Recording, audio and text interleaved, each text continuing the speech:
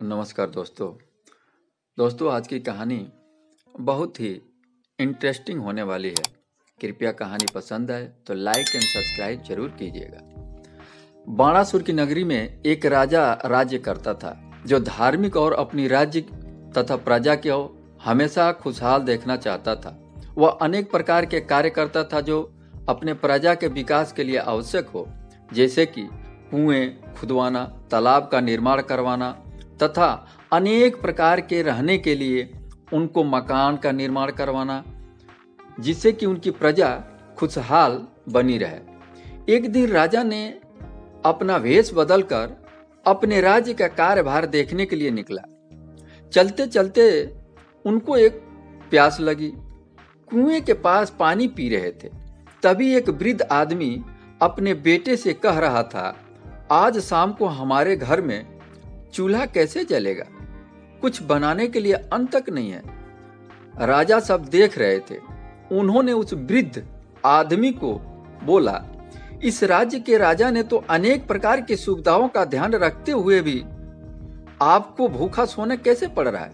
वृद्ध आदमी बोला, ये तो हमें पता नहीं, परंतु हकीकत यही है। चारों ओर से परेशानियां ही है। अपने राज्य में ऐसी स्थिति देखकर राजा अपने राज्य में आए। सभी मंत्रीगण को सभा में उपस्थित होने का आदेश दिए। सब लोग उपस्थित हुए। राजा ने कहा, हमारे राज्य में निर्धनता बढ़ती जा रही है, क्यों? इसका क्या कारण है? मंत्री बोले। वहीं पे कोषाध्यक्ष भी थे जो कार्यभार देख रहे थे। उन्होंने इसका कारण बताया और बोला, महाराज, सूखा पड़ने के चलते अन्न की कमी पड़ गई है और अपने पड़ोसी राज्य से भी कुछ राहत सामग्री आने में विलम्ब हो गई है, क्योंकि हमारे राज्य में धन की कमी हो रही है। इसलिए कुछ बजट काट कर राज्य चलाना पड़ रहा है। राजा बोले, तो प्रजा का बजट क्यों काटा जा रहा है? प्रजा तो कर हमें प्रदान कर रही है ना। मंत्री बोले, ये विकास के लिए महाराज बजट को काटना पड़ रहा है, राज्य की स्थिति सुधारने के लिए। राजा बोले, हमारे मंत्री गण पर कितना खर्चा होता है? महामंत्री बोले, महाराज 5000 मोहरे। महाराज, राजा ने कहा, प्रजा के ऊपर कितना खर्च होता है? महाराज, इसका तो अनुमान लगाना अभी बाकी है।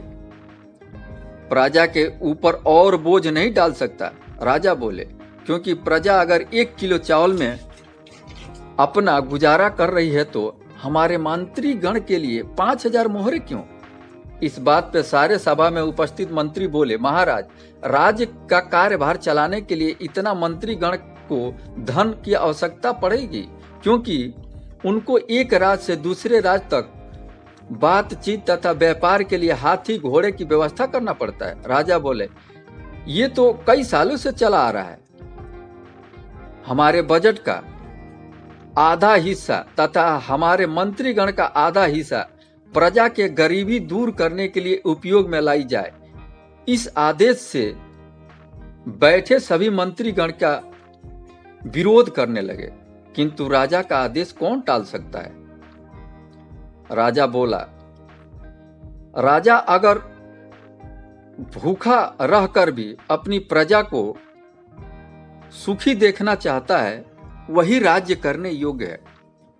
स्वयं राजा खाए और प्रजा भूखा सोए तो हमें इस राज्य का राजा होने का कोई अधिकार नहीं है।